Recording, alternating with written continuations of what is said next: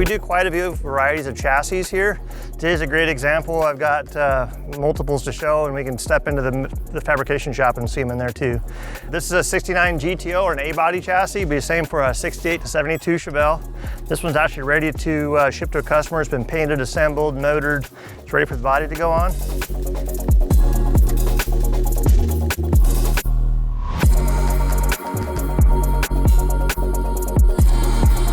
This guy here is a 55.6 TriFives Chevy chassis.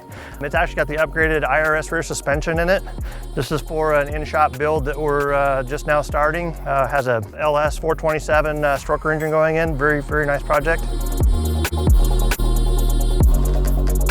This guy's for a 67 to 69 Camaro. This is made by Roadster Shop. It's our Spec Series chassis. Our very first one. So far we're impressed. Pretty neat stuff. So honestly, when we sell a ton of Art Morrison chassis, but sometimes there's an application they may not fit that fits something else, we'll look at another manufacturer to make sure that we got the right chassis or the right application taken care of. So we walk in the fab shop real quick. So right now we're fabricating a 58 Impala two-door wagon onto an Art Morrison chassis. Again, LS engine, auto trans.